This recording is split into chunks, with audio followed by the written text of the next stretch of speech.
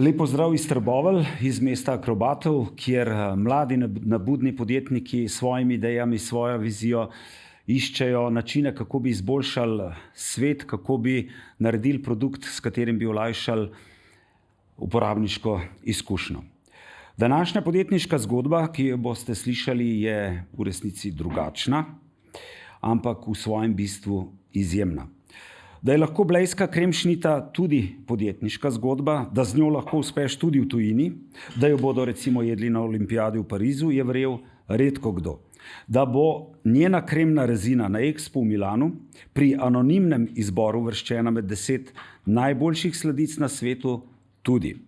Ampak današnja gostja, Ema Pogačar, je zato, ker je verjela v blejsko kremšnito, zapustila dobro službo, na začetku tudi v javnem sektorju, šla na svoje in je zgled in dokaz, kako lahko manjše podjetje je uspešno ne samo v Sloveniji, ampak tudi v tujini. Gospa Pogačar, res lep pozdrav. Hvala, mislim, da je to en vaš prvi nastop v elektronskih medijih, kjer boste razložili svojo podjetniško zgodbo. Tako, ja, prvi. In bomo potem začela kar z eno, se mi zdi, takim podatkom, ki takoj pade v oči.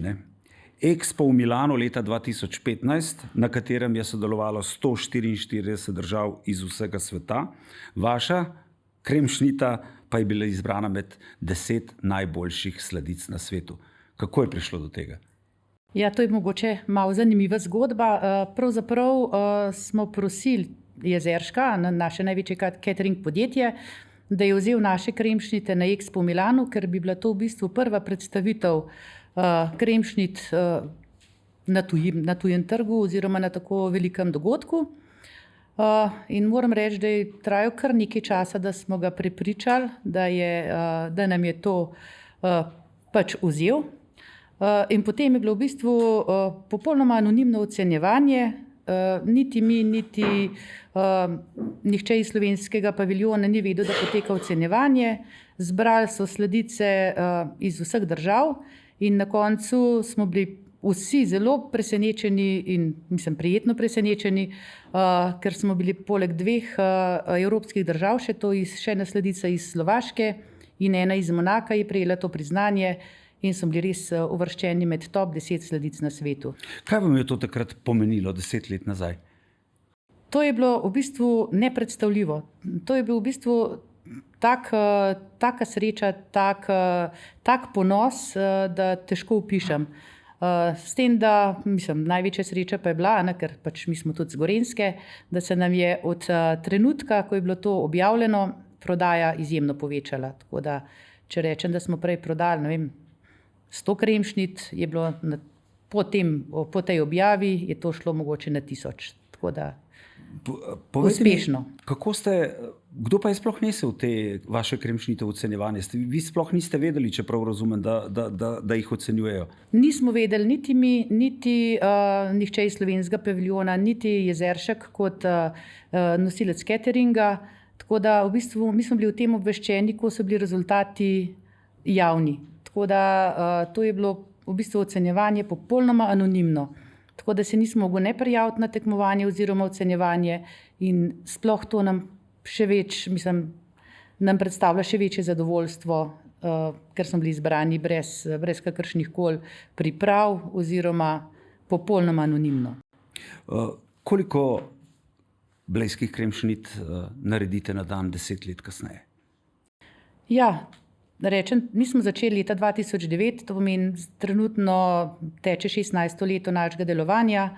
Na začetku smo jih naredili mogoče pod 100 na dan, 100, mogoče, če je bilo za vikend, celo do 200 kremšnit smo prišli. Zdaj pa v povprečju lahko rečem tam 5-6 tisoč dnevno, v sezoni oziroma v sezoni ali pa če so večja naročila tudi 10 tisoč na dan. Na leto torej koliko približno? Ja, pol na leto lahko rečemo tam dobra 2 milijona. In v vseh letih smo kje približno? Ja, od začetka so bile mogoče malo manjša naročila, pa je bilo malo nihanja, ampak lahko rečem, da smo kar nekako pri 30 milijonih. Ste vi kdaj, ko ste začenjali, verjeli, da boste, naredili 30 milijonov blejskih kremšnit in jih prodajali ne samo v Sloveniji, ampak tudi v tujini? Ko smo začenjali, smo v bistvu mogli narediti prvi poslovni načrt za banko, da smo dobili kredit, in takrat se moram reči, da zelo optimistično predvidevala, da jih bomo naredili 600 na dan. Tako da to je bila optimistična napoved, ampak smo to kar nekako presegli, ampak to je trajalo vse nekaj let, recimo 2-3 leta, da smo začeli z resnimi naročili. Ampak zakaj ste se recimo odločili ravno za blejsko kremšnito? Ker kremšnite so bile na trgu že prej, lahko smo jo naročali na Bledu, tudi drugje na Obkavici in tako naprej. In vi ste šli ravno, ste verjeli, da je ravno ta blejska kremšnita produkt, s katerim lahko uspete in ga plasirate, prodajate bolje, kot so ga vsi do takrat. Zakaj ste tako razmišljali? En tak namig je bilo, nekoč sem prebrala v enem članku, da je nek kuhar znane restauracije na Manhattnu, ki je bil na obisku v Sloveniji, izjavil, da vidi iz Slovenije edino blejsko kremšnito, ki bi se z lahkoto prodajala tudi na Manhattnu. Tako da takrat sem v bistvu dobila idejo, da je sladica res dobra, ampak seveda je pa, bom rekla, pri blejski kremšniti je zelo pomembno, da je narejena tako, kot je treba. To pomeni, da se uporablja naravne sestavine, da je krema kuhana, da se uporablja maslo, da se ne uporablja preparatov ali kakšnih praškov, kar absolutno določa, nivo kvalitete je čisto drugačen. Pravijo, da je recept za to blejsko kremšnito, nekakšna skrivnost, je res ali ne? Mislim, da ni prav nobene skrivnosti. Blejska kremšnita je v bistvu izdelek, ki ga je potrebno narediti, najprej bom rekla, z ljubeznijo. Ti moraš pri izdelavi sladic, je res potrebno, da daš dušo v ta izdelek, da v bistvu uporabljaš dobre sestavine, da mogoče so kakšne take malenkosti, ki se z leti naučiš, kaj je potrebno, recimo, da je moka uležana, da se uporablja sveža jajca, da so jajca dobra. Mogoče tudi pri tem poudarim, da tudi kvaliteta, mi uporabljamo jajca izključno iz stalne reje, je pa zanimivo, recimo, ker tudi kvaliteta jajc skozi leto niha. Poleti, ko je bolj vroče, recimo, ko kure več pijejo, so jajca bolj tekoča, tako da moramo uporabiti več jajc, da dobimo enako količino rumenjakov. Pozimi so jajca bolj gosta, tako da tudi pri teh zadevah je v bistvu potrebna prilagoditev, ampak pri kremšnitah je pomembno, da v bistvu res se prilagodiš temu in da paziš na kvaliteto. Je potem to skrivnost tega vašega uspeha, da je ta razlika med ostalimi kremšnitami in vašo kremšnito? Absolutno. To je največja razlika. Bistvo izdelave blejske kremšnite je naravne sestavine, kar je pa seveda v zadnjem času, lahko rečem, da se premalo ceni, ker je veliko izdelkov na trgu, ki se uporabljajo razni nadomestki, pritisk na cene je velik in v bistvu je zelo težko v bistvu nekoga prepričati, da je potrebno za tak izdelek, kot je naš, oziroma za kvaliteten izdelek, veliko več truda potrebnega in veliko več dragih surovin uporabiti, da je izdelek dober. Koliko več truda je potrebno recimo za izdelavo vaše kremšnite od ostalih kremšnit? Ker vi jih še vedno, čeprav razumem, delate ročno. Ne gre to za neko industrijsko proizvodnjo. Mi delamo ročno in lahko priznam, da mislim, da smo edini v Sloveniji, ki delamo tudi testo za kremšnite sami. Uporabljamo izključno maslo in že pri tem delu je v bistvu kar velika ekipa sodelavcev, ker mora testo vmes počivati in je to v bistvu precej naporno delo. Lahko pa rečem pri količini, kot pravite, da mi mogoče naredimo na uro 200 kremšnit, nekdo, ki pa zameša vodo in prašek, jih pa lahko naredi tudi 2000. To je razlika. In potem imajo v bistvu črpalke, ki brizgajo kremo, ki je zmešana z vodo in s praškom. Potem avtomatsko se lahko namaže tudi smetana, ki je ponavadi rastlinska ali pa z dodatki. Pri nas to se delamo ročno. Tudi jajca ubijate ročno? Jajca ubijamo ročno in to sproti ubijamo jajca. Tako da mogoče za informacijo lahko povem, da recimo za 100 kremšnit rabimo 80 jajc. Skoraj eno jajce na eno kremšnito. Se pravi, koliko ta zaposleni, ki ubija jajca in ločuje jih, ubije na dan? Ja, povprečno približno, ker v bistvu delata dva v paru, vsaj 1500 do 2000 jajc. Moram reči, da pri nas nekaj časa nazaj smo imeli v bistvu test novih sodelavcev. Vsak je šel najprej na jajca, smo rekli, da omenim, če je izdržal na jajcih, potem je bil dober.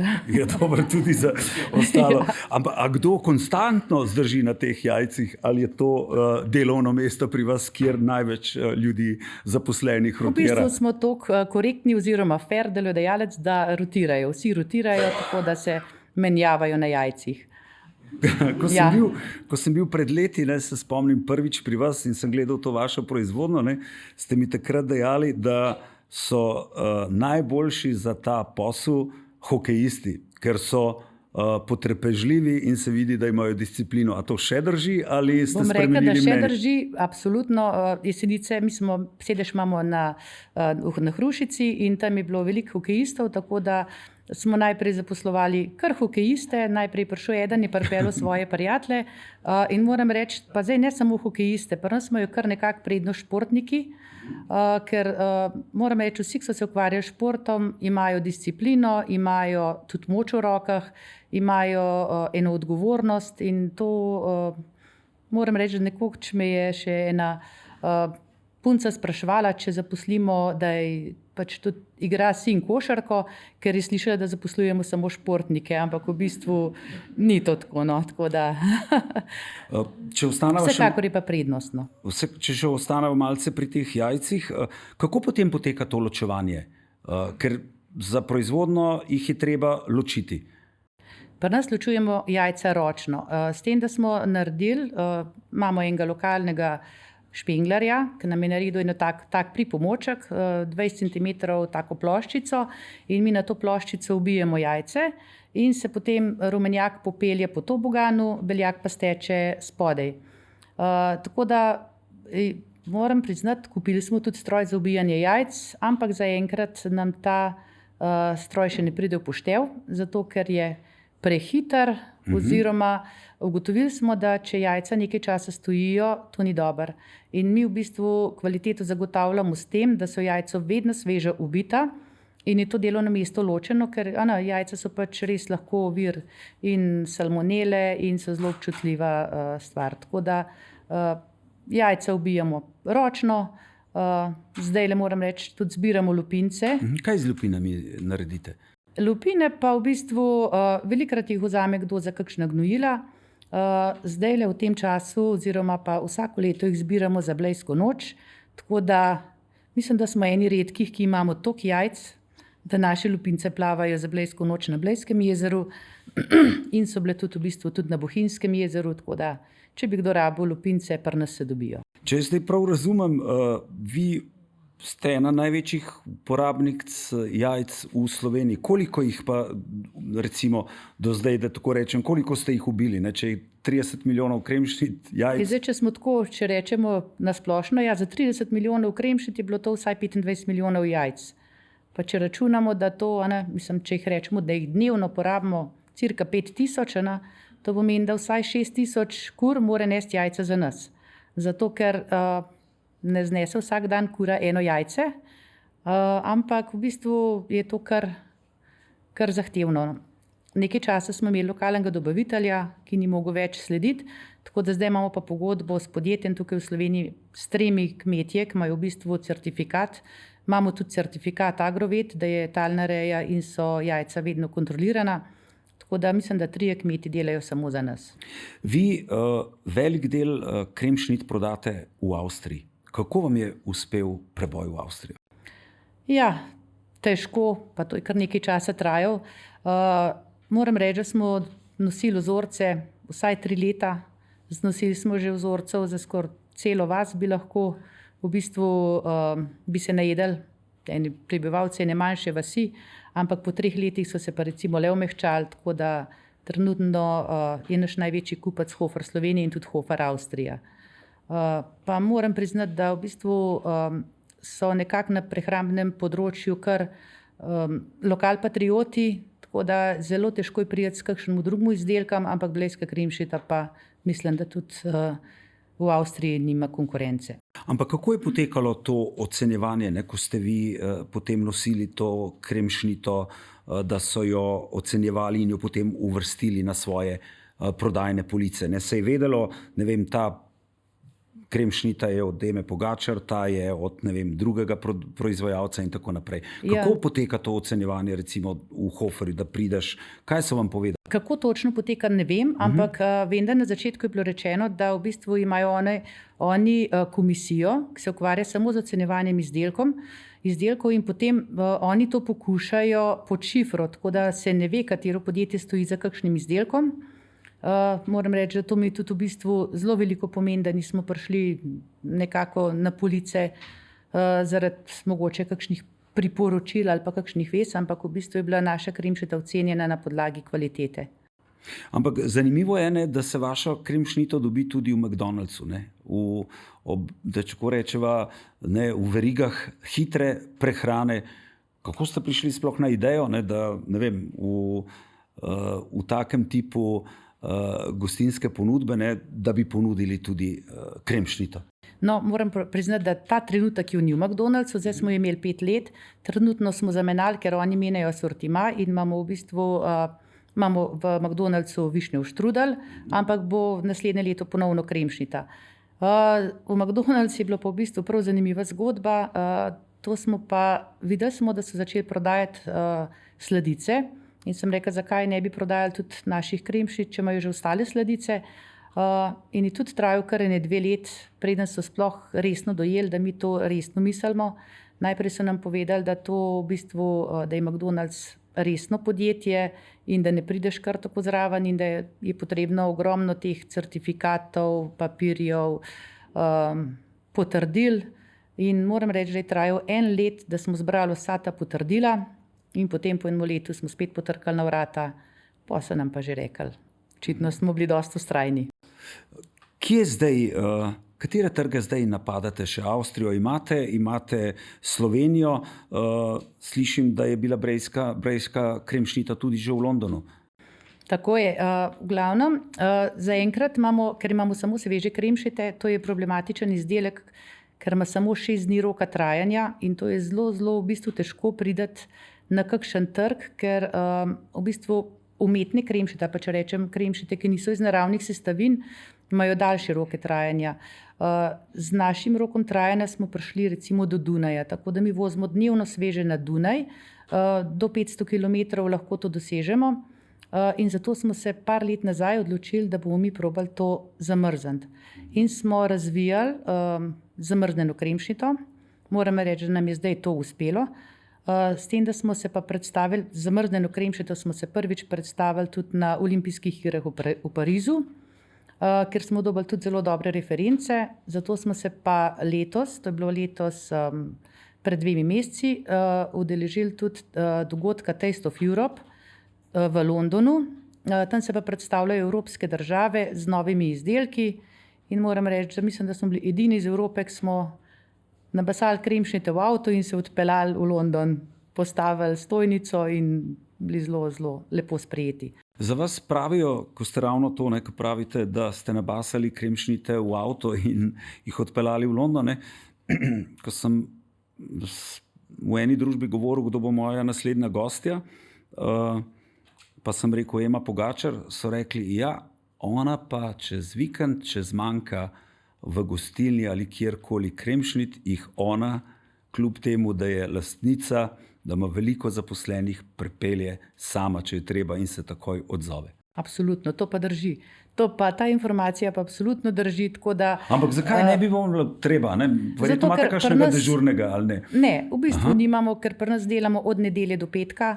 Zaposleni pač začenjamo ob 5 in v sobotah so absolutno vsi prosti. Tako da takrat jih pa res ne želim zaposlenih v bistvu še obremenjevati in zdaj, ko posije sonce, Sigurno je par gostincev v Krap in takrat vedno jaz razvažam. Tako da imam sobote rezervirane za razvoze kremšnit, to pa drži. Povejte mi, koliko imate potem zaposlenih in kakšne odnose gradite z njimi?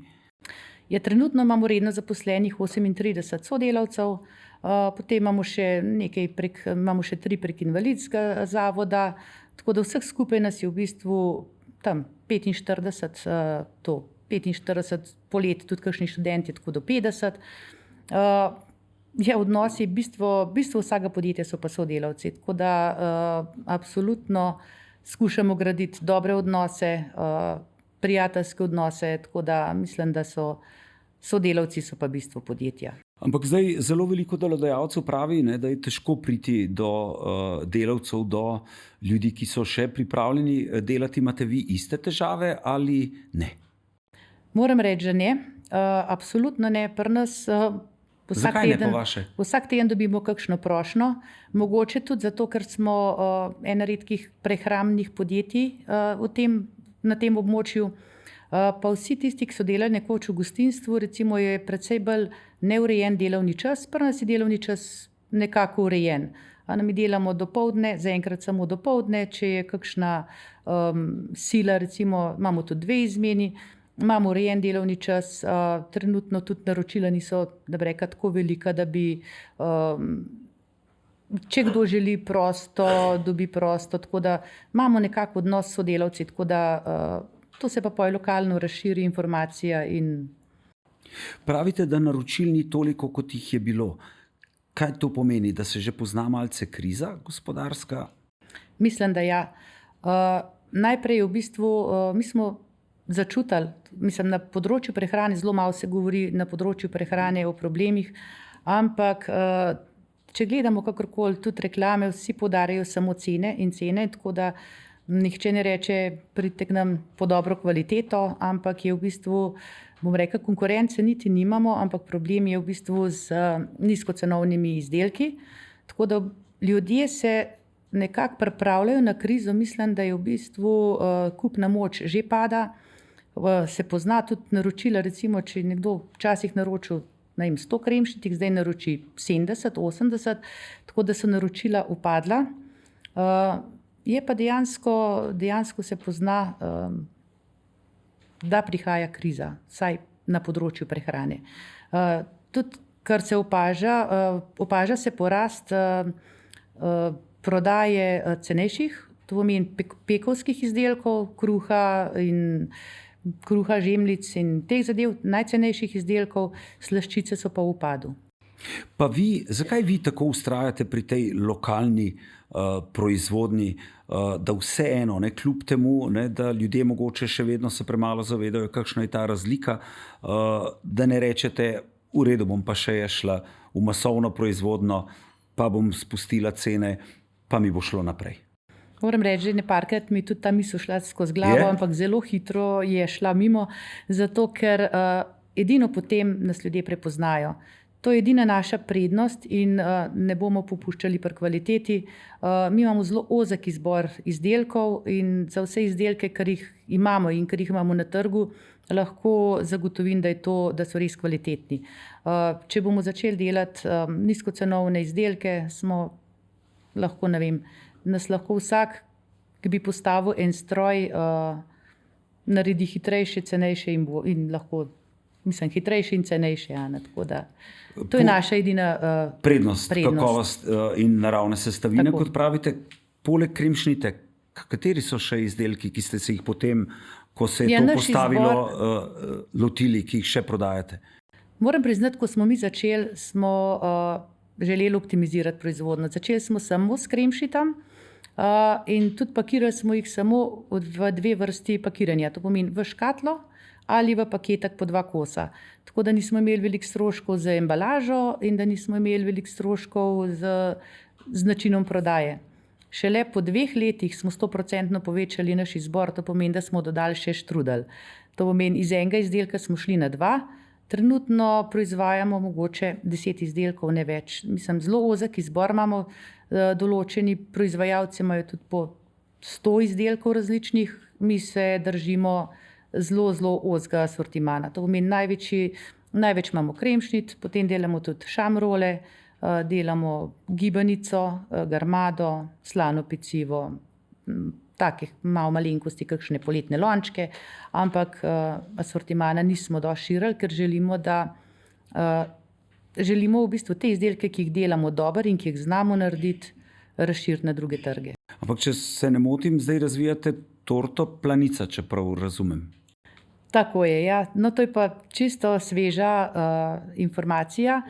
Letos ob svetovnem prvenstvu v Planici smo se dogovorili z Nordijskim centrom, če bi samo izključno za njih naredili to torto Planica, in moram reči, da je bila zelo dobro sprejeta, tako da zdaj se dogovarjamo tudi z ljubljanskimi mlekarnami, da bi ta izdelek še razširili. Vi ste imeli zdaj v resnici pred leti varno, lepo službo na občini Kranj, kjer ste skrbeli za gostinstvo in turizem, lepa služba, redna plača, položaj dober. Zakaj ste šli iz te lepe službe? Ja, v bistvu res. Jaz sem začela, moja prva služba je bila na občini.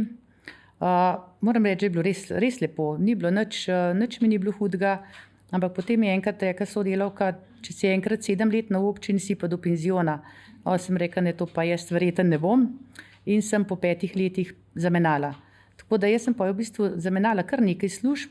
Ja, kar povejte nam, potem, ko ste šli iz občine, kaj je bilo potem naprej?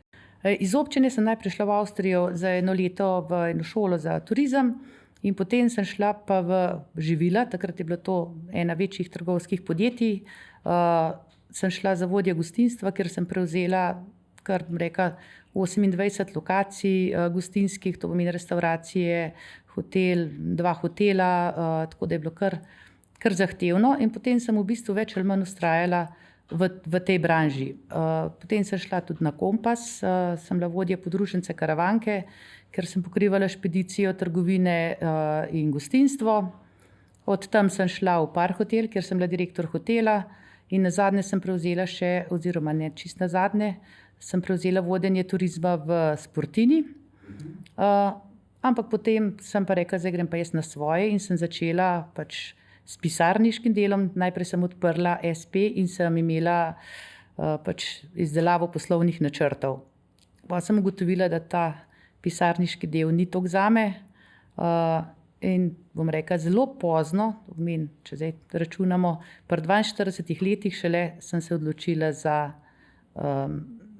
samostojna pot. Tako. Pa kaj je bil tisti prelom, da ste rekli, ne, bili ste direktorica enega največjih hotelov v Sloveniji, ne, Park hotel je največjih hotelov, potem se bo še dotaknila, ljudje ne vedo, da ste naredili poslovni načrt za Vilo Bleda, ne, to je bivša Titova vila, ki je v lasti države za 50 let, če se ne motim. Tako, to sem pa naredila posloven načrt, ja, zelo podroben posloven načrt, z letnim s finančnim planom za vsako leto posebej, to pomeni za 50 let. Takrat je to Sportina vzela v najem, ker v bistvu smo bili edini, ki smo naredili tak posloven načrt. Moram reči, da to mi je vzel kar nekaj časa, pa živcev. No, in mogoče sem ravno takrat ugotovila, da ravno ta pisarniški del, to ni preveč zame, sem bolj za konkretne. Za konkretne. No, in se pravi, sem prebrala, da je kremšnit en tak izdelek, da bi ga dejansko se prodajal tudi po tujini. Potem je v bistvu sem srečala moje bivše sodelavke, slaščičarke, ki sta bile brez službe, in smo v bistvu rekli, kaj pa če bi mi začeli delati kremšnite. To je bilo tako. Potem imela sem nekako v mislih, da je verjetno veliko lažje prodajati en manjši izdelek za evro ali 2, kot pa se lotiti enega posla brez, ne vem, znanja in brez tega, da prodajaš, ne vem, mogoče nekaj za 1000 evrov. Ampak pravite, začeli ste potem z 2 kolegicama.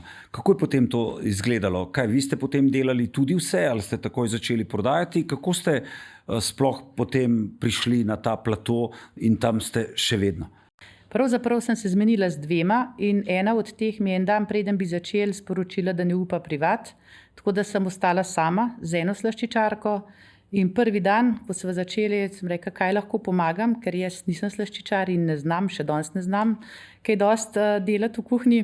je rekla, da ne jajca ubijam in to mi ni šlo. Dejansko mi ni šlo, ker se mi je razvilo. Se pravi, zdaj veste, kako težko delo je to. Tako, to je zelo težko delo, to jaz priznam, da to ne zmore glih vsak. Tako da smo v bistvu po 2 dneh smo zaposlili še eno sodelavko in smo bile 3. One 2 sta delale po 2 ure na dan, potem ni bilo nobenih naročil, jaz sem pa ostala v 3 po noč, pripravila vse, kar je bilo treba, potem pisala ponudbe, kar smo naredili, sem zvozila za vzorce. In v bistvu dejansko, ko priješ z enega takega dela, si bil prej nek vodja, potem si pa mogel narediti vse od A do Ž, zapakirati račun v kuverto, nalepiti znamko in odnesti še na pošto. Potem pa popoldne, potem pa še sčistiti delavnico, tako da sem bila od čistilke do poštarja in razvoza. Kako ste vi takrat recimo prepričevali gostince, trgovske verige? To je, dajte vsaj probati to kremšnito. Zelo težko. Težko, ne? Zelo težko. Začetki so bili res zelo težki, ker v bistvu takrat v tem obdobju je bilo tako, da so gostinci več ali manj sami delali tistih par sladic, nihče niti ni pomislil, da bi prodajal še kremšnite, tako da je bilo zelo težko. Najbolj smo jih prepričevali s tem, da smo znosili vzorcev. Moram reči, da smo delali, če smo en teden delali, lahko rečem, da smo 2 dni delali za prodajo, 3 dni pa mogoče samo za vzorce in za reklamo. Ker pravim, da v bistvu naš izdelek je tak, da težko prodajaš nekaj, če vsak gleda samo sliko, ampak vsak mora to probati. Moj način prodaje je bil tak, da v bistvu naš izdelek je bilo treba probati. A ste si morali, glede na to, ko pravite, da je dolgo trajalo, da ste ta preboj naredili, ste si morali potem kdaj sposoditi denar za plače? To je bilo pa tako, to je bilo pa najtežje obdobje mojega življenja. Jaz v bistvu kdaj je bilo to recimo na začetku? Se pravi, prav, ko ste ustanovili podjetje, ko se je to, kar ste zdaj razlagali, dogajalo? Tako, ko sem jaz ustanovila podjetje, bom rekla, sem imela 15.000 evrov gotovine. Sem rekla, to bo za začetek zadoščal in vzela sem še 28.000 evrov kredita. To je bilo prvi kredit v mojem življenju in to je bilo, kot sem rekla, prihajam z Gorenjske in če si ti v minusu, je to zelo težko. In potem v bistvu je prišel mesec okrog in nisem imela plače za moje 2 sodelavke. Takrat sem si pa začela denar sposojati. In to je pa najtežje obdobje, lahko rečem, mojega življenja. Ker ko ti nimaš, ni problem, jaz sem rekla, bom že preživela, imela sem avto, ampak ko ti v bistvu začenjaš, ko se ti denar ne obrne, ko nimaš naročil, ko imaš samo stroške, to je zelo hudo. In tudi v tem obdobju se spomnim, mogoče pol leta, 1 let je bilo tako hudo, da mi je tudi sin rekel, če bomo zdaj zaradi mene pa reveži. To je bilo res težko obdobje. In potem rekla tam po 1 letu, da smo začeli dobivati konstantna naročila in tudi, mi smo pač začeli leta 2009, takrat je bila v bistvu že malo gospodarska kriza, pa se 2010-2011 se že majčkeno poznal, je bil majhen bolj in v bistvu tudi ljudje so začeli majčkeno bolj redno plačevati. Rečejo pač izraz plačilna nedisciplina, to je zame kraja, to ni nedisciplina, to je malomarnost. Ampak ta malomarnost je pa v bistvu bilo tako, da mi smo redno dobavljali in tudi od vseh svojih kupcev nekako pričakujemo, da redno plačujejo. Je kakšna razlika recimo, če se ravno pogovarjamo o tej plačilni disciplini pri nas recimo po sosednji Avstriji? To poslovno okolje.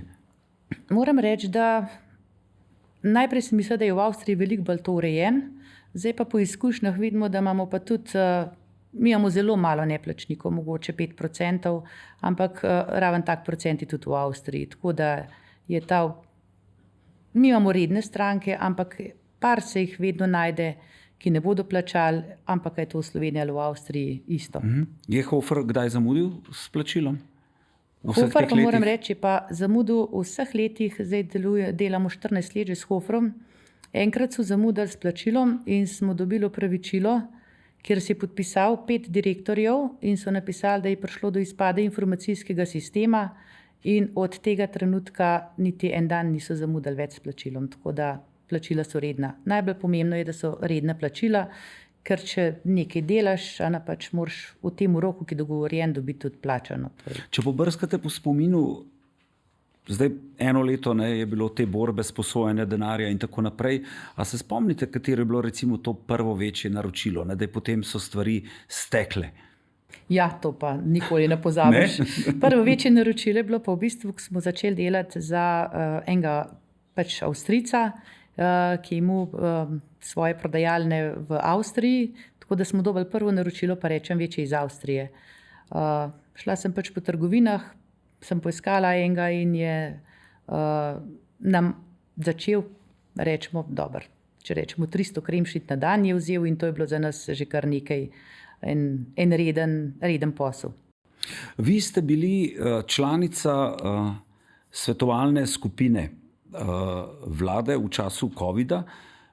Bili ste tudi s klubom slovenskih podjetnikov, ste bili v tej skupini, kjer ste se pogovarjali z vlado o tem, kako naj bi izgledal izboljšanje podjetniškega sistema in tako naprej. A drži anekdota, da ko ste šli na sestanek s takratnim finančnim ministrom Mramorjem, da ste sabo odnesli kremšnite na ta sestanek? Ja, to pa drži, ja.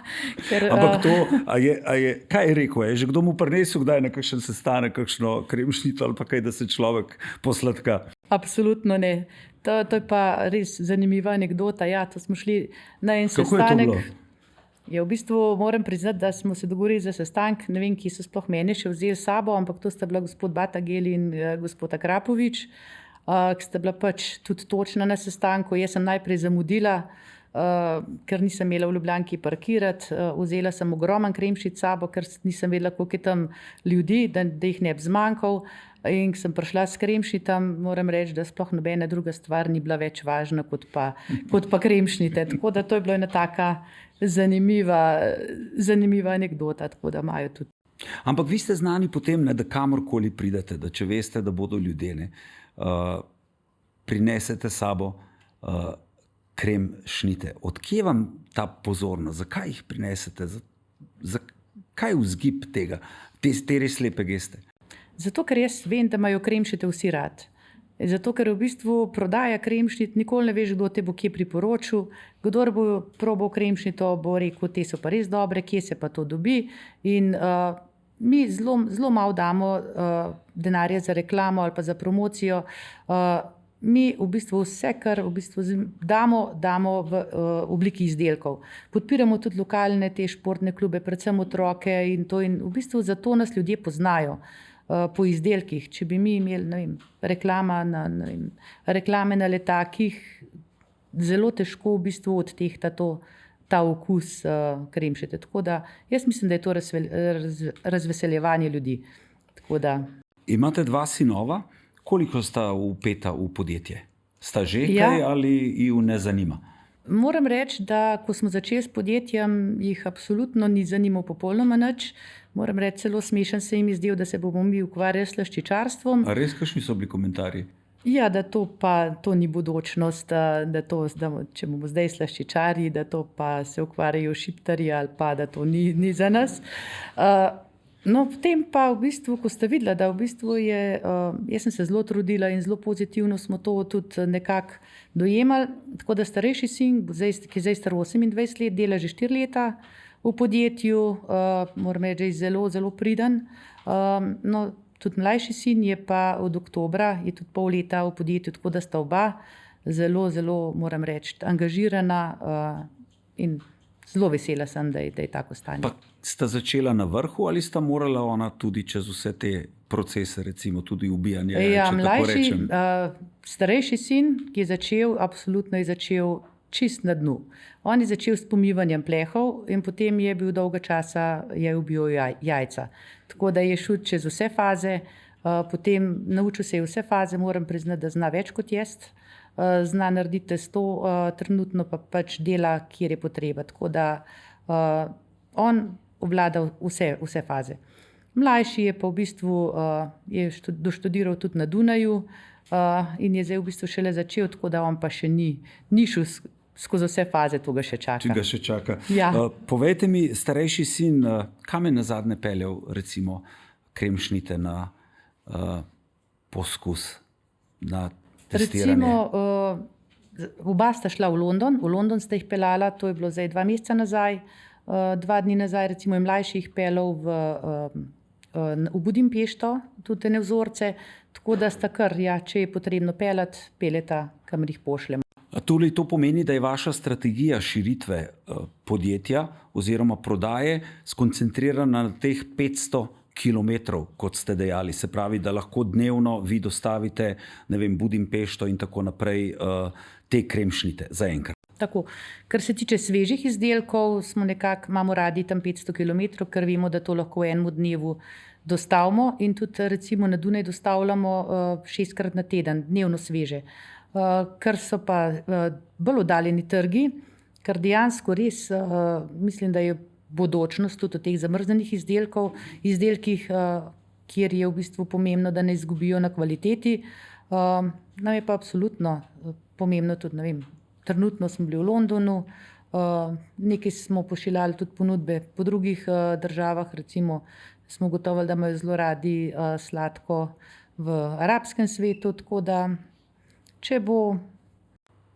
Koliko recimo lahko te zamrznjene kremšnite, te zamrznjeni izdelki, zdaj pravite, da ste dosegli, da iz naravnih sestavin lahko ohranijo enako kakovost, koliko lahko spremenijo to vašo prihodnost podjetja in kako dolgo te zamrznjeni izdelki, ki so iz naravnih sestavin, lahko zadržijo vso to kvaliteto, da je, ko se odmrzne, da je enaka kvaliteta, kot je kremšnita, ki je, ne vem, proizvedena na dan dostave v trgovino ali gostinski lokal.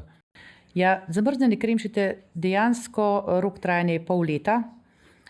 In moram reči, da smo testirali, najboljši za testiranje so naši sodelavci. In ko smo jim dali probati in smo povedali, da ne povejo, katera je sveža, katera je odmrznjena, in nismo ugotovili, ni se da ugotoviti. To je za nas največji znak kvalitete, da nekdo, ki v bistvu jo lahko je vedno in ves čas, pozna okus, pozna kvaliteto, težko loči, katera je bila odmrznjena in katera sveža. Tako da absolutno se nam lahko odprejo pa druge možnosti in druge poti. Koliko ste bili vi stari, ko ste začeli podjetniško kariero? Ja, to sem že omenila, 42 let. 42 let. Takrat bi že vsak pomislil, da prej na upokojitev, pa na nekaj novega. Zato sledi to moje naslednje vprašanje. Se pravi, vi ste v resnici dokaz, da ni potrebno, da začneš podjetniško kariero, ne vem, pri 18, 20, 25, ampak da je lahko začneš tudi, ko si malce starejši. V bistvu pri nas v družini ni bilo nobenega iz tega podjetniškega, ni bil noben podjetnik. In jaz izjemno podpiram mlade podjetnike, to bom rekla, ki imajo jajca, da začnejo to takoj pri 18, čim prej. Čeprav bom pa tako rekla, da tudi če začneš kasneje, nikoli ni prepozen. Jaz moram reči, če bi se še enkrat odločila, pa če bi se zdaj še enkrat odločila, bi absolutno rekla, nikoli ni prepozen. Leta 2018 ste bili izbrani za najboljšo podjetnico leta v kategoriji mikro in malih podjetij. Kaj vam je to takrat pomenilo? Ja. Konkurenca je namreč na tem tekmovanju izjemno huda. Moram pa reči, tudi to nisem vedela, da to poteka, in sem bila na dogodku, sem bila prav presenečena, tako da sem absolutno presenečena, šokirana, in na ta dogodek sem celo z avtobusom šla, tako da sploh nisem pričakovala. A sploh niste vedeli, da ste v konkurenci? Ne. In potem je bil šok še toliko večji? Absolutno, zelo prijetno presenečenje, ja. Povejte mi, koliko vam v resnici pomenijo vse te nagrade, recimo, ne vem, to, kar se je zgodilo na Expo, da dobiva vaša kremšnita, vaši ostali izdelki izjemno visoke ocene. Koliko vam to osebno pomeni? To mi povem pa največ. Mislim, če bi nekdo rekel, kaj mi največ pomeni, pa v bistvu to, da nekdo prepozna našo kvaliteto. Ker dejansko mi se res trudimo, in da to nekdo prepozna, in v bistvu, ali pa mogoče vsaj kakšna zahvala, ki dobimo po mailu, ali pa kdo pove kakšno tako stvar, to nam pa v bistvu dejansko res veliko pomeni, in tudi ne samo meni, tudi mojim sodelavcem. Se pravi, je to tisto, kar vas recimo v življenju najbolj osrečuje? Ja. Kakšen je vaš nasvet mladim, ki razmišljajo, ali bi šli na podjetniško pot ali ne? Ja, samo skočiti treba v vodo in ko si v vod, moraš pa splavati. Ali obstaja moški pa ženski način vodenja podjetja? Mislim, da ne. Ne, zakaj ne? Zato, ker je v bistvu, ne vidim razlike. Ne vidim razlike, ker poznam ogromno podjetnikov in žensk in moških, tako da mogoče edino, kar je razlika, da v kakšni dejavnosti, da so ženske lahko bolj za kakšne take, za kozmetične zadeve ali te zadeve, ampak v načinu vodenja pa ne vidim nobene razlike. Če se vrneva še malce na tole Vilo Bled, me vseeno zanima, vi ste to vizijo razvoja te Vile Bled, ki je protokolarni objekt Republike Slovenije, tudi predstavili tudi na vladi, če se ne motim. Tako je, ja. Kako je izgledala recimo ta predstavitev? Kako so recimo politiki ocenili, ko so slišali, da je nekdo naredil načrt za neko državno stavbo in tako naprej, za 50 let naprej? Ja, moram reči, naredila sem ta poslovni načrt. To je trajalo kar nekaj časa, da sem ga naredila. Ko sem mogla na predstavitev, ni hotel nihče z mano, tako da sem šla sama in potem na vladi je bilo mogoče vsaj 10 ljudi, ker sem jim to predstavila in moram reči, da mi to veliko pomenil, ker so zelo pohvalili ta izdelek. Mislim pač analizo, ker smo dejansko razčlenili, to se je šlo takrat za Vilo Bled in v bistvu vse te objekte, ki so na tem območju, to pomeni, če rečemo tudi Belveder kavarno, oranžerijo, ki je bila včasih centralna, ko ne rečem zimski vrt za palme, ki so jih včasih 100 let nazaj imeli še na Bledu, in pristavo, to je bila pa konjušnica bivša od Vile Bled. Tako da smo naredili celoten projekt, to pomeni z rekljivimi metodami zdravljenja, ki so bili tudi programi napisani, kako to potekal, do prognoze nočitev na realnih osnovah za 50 let. Mislim, da ta je bil kar poglobljen dokument. Povejte mi, kje vidite prihodnost vašega podjetja? Boste, delali do konca, boste to prepustili sinovoma? Kako vidite zdaj to prihodnost? Ja, če priznam, da sem pa zdaj to dala že zračunati, koliko časa imam še za delati, nekaj časa še imam, ampak absolutno mislim to prepustiti sinovom. Tako. Povejte mi, veliko podjetnikov je v dilemi, ali to prepustiti otrokom ali ne, kdaj to prepustiti otrokom in tako naprej. Ko morda že prepustijo podjetje, potem bedijo še vedno malce nad otroki, ali bo to tako, kot je. Kako vi vidite te dileme? Vi ste s tem, kot vidim, hitro opravili. Ja, jaz otrokom popolnoma zaupam, čeprav pa priznam, da bi se pa čisto umaknila, pa bi se pa verjetno težko. Zakaj? Ker sem v bistvu čustveno tako vpletena v to je v bistvu del mojega življenja, tako da jaz nisem s podjetjem samo takrat, ko sem prisotna v podjetju, ampak podjetništvo to je 24 ur na dan, razen kadar spiš, pa če mogoče takrat odmisliš to, ampak ti živiš s tem in če bi to nekomu prepustil, ne moreš kar presekati. Tako da mogoče lahko rečem, da bi prepustila, pa bi se umaknila, ampak vem, da ne bo tako lahko. Povejte mi še, celo življenje se ukvarjate tudi s turizmom. Kako vidite razvoj Bleda, turizma, recimo na Gorenjskem, iz kraja, iz regije, kjer prihajate, ker vam ni vseeno, kaj se tam dogaja, tudi zato imate te lokalne sestavine. Se vam zdi, da grejo stvari v pravo smer? Ja, mogoče zadnje obdobje niti ne, nažalost. Ja, to je pa tako kot recimo pri izdelkih. Mi recimo damo zelo veliko na kvaliteto in se tega probamo držati. V turizmu je pa tako, da trenutno rastejo apartmaji, ko gobe po dežju in je v bistvu infrastruktura ne sledi temu. Mogoče se to cela Slovenija ve, kako je z Bledom. Obvoznica je že 50 let v načrtu, pa jo še kar nekaj let ne bo. Tako da je v bistvu nažalost infrastruktura ne sledi temu in turizem niso samo nočitve.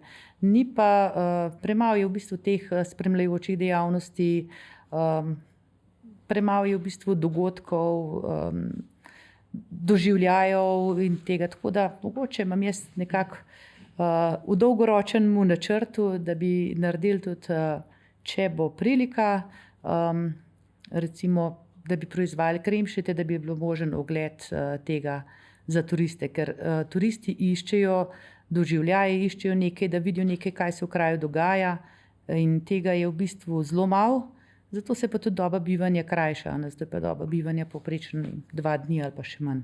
Se pravi, da bi turisti, ki bi prišli na Bled, si lahko pri vas šli oziroma pogledati, če poleg tega, kako nastane prava blejska kremšnita. Recimo, to je ideja, no. To je zdaj enkrat še ideja, ampak je pa, ja.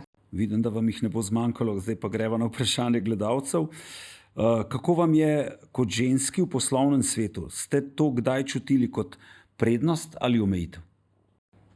Bom rekla, da absolutno ne prednost, ne omejitev. Ne vidim nobene razlike.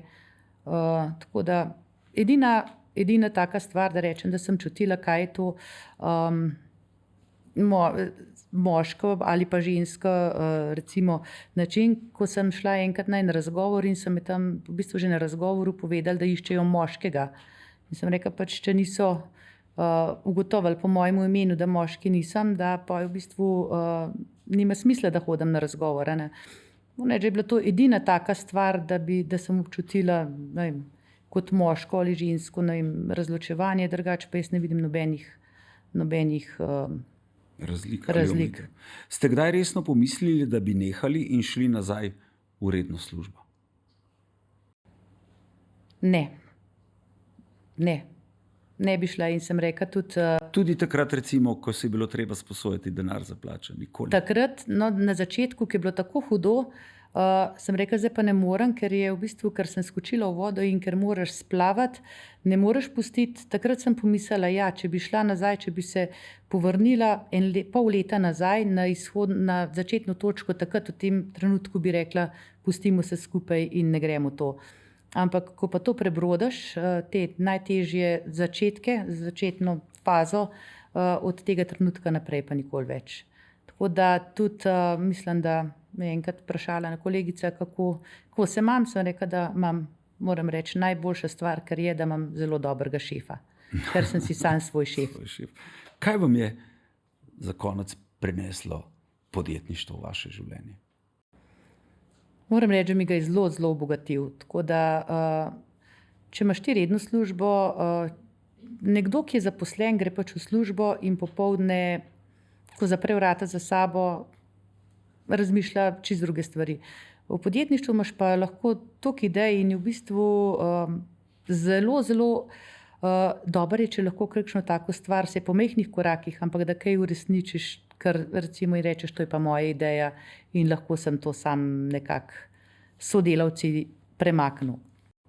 Gospa Pogačar, hvala, da ste bili naša gostja.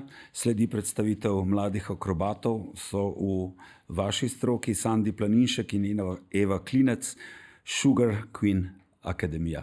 Hvala, da ste bili naša gostja. Hvala vam.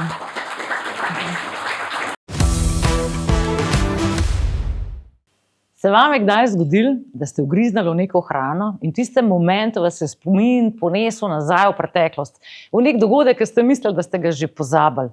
Recimo v otroštvo, takrat, ko je kuhna dišala, ko je mami kuhala neko slastno pojedino. Mislim, da imamo vsi takšne spomine. Ja, ampak kaj pa spomin, kdaj ste nazadnje dobili čokoladno darilo ali pa ga mogoče nekomu podarili? Večina nas se tega sploh ne spomne. Ja, zakaj? Zaradi tega, ker so darila zelo generična, nimajo neke osebne note in nimajo neke zgodbe, zato zelo hitro gre iz našega spomina. Vsak človek, vsak kraj, vsak dogodek, vsaka družina, vsako podjetje ima svojo zgodbo. In midva sva tukaj, da zapiševa te zgodbe v čokolado. Naj se še predstaviva, sva Eva in Sandi. Midva sva tista dva norca, ki še vedno verjameta, da je vse mogoče. Ja, mogoče imate nekaj skupnega z nama, zato ste pa danes tukaj z nama. Verjetno res. Boš povedal najino zgodbo? Ja, kako se je vse skupaj začelo? V bistvu 5 let nazaj sem jaz prišel v podhod Plave lagune. Bistven Zelo pomemben podatek, Ja, tako je. Plava laguna. Tam, kjer je izvajal v bistvu tečaje za slaščičarstvo. In po 20 minutah pogovora z Evo sem ji omenil, da si želim imeti svojo akademijo. In takrat sem pač to omenil Evi in Eva je rekla, da se naj kar postavimo v vrsto, ker ona to že dela. Jaz sem se ji nasmehnil nazaj in ji rekel, Eva, ti ne veš, mi dva bomo imeli akademijo skupaj. In Eva si pač mislila svoje. a ne? Ja, ok, ja, sem si mislila svoje. V bistvu, če sem iskrena, sem najprej pomislila, mulj, dosti. 20 let mlajši fant, ko mi sva se spoznala in on že razmišlja o tem, da bova gradila nekaj skupaj. Jaz pa to podjetništvo oziroma to partnerstvo doživljam tako kot neko zakonsko zvezo. A ne? Konec koncev s tem človekom potem preživiš velik del dneva in gradiš neko pot za naprej. In je zelo pomembno, da so vrednote enake, da so cilji in vizija, da je enaka. In je trajalo kar par let, Res je. da sva zgradila tale odnos, da sva se prepričala, da imava enake vrednote. Moram pa reči, da sva si po drugi strani pa zelo, zelo različna, kar je super in the best. Se veste, kaj pravijo, da če je v podjetju, če sta dva lastnika popolnoma enaka, je eden zihar preveč. Ja, kje smo pa danes, Eva? No, danes pa sva na robu nekega čisto novega začetka. Za najno novo znamko, ne smem vam povedati še, kako se imenuje, se odpravljamo na evropski trg z našimi čokoladnimi izdelki, z pralineji.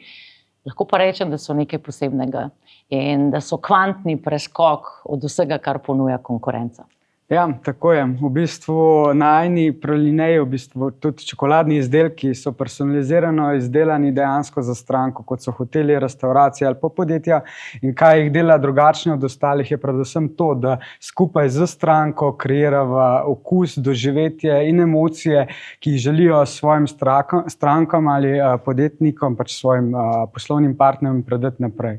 In vse skupaj zapakiramo take čudovite embalaže, ki dejansko so izraz njihove zgodbe. V najnem podjetju je Sandi tisti mojster za okuse. Ja, Eva se pa posveča predvsem dizajnu in zgodbi same najne akademije in tudi najnega brenda. In zraven je tudi dejansko umetnica slaščičarstva, kajti zraven najo stoji čokoladen kip Gorana Dragića, ki ga je Eva ustvarila. Boš malo več povedala o njemu?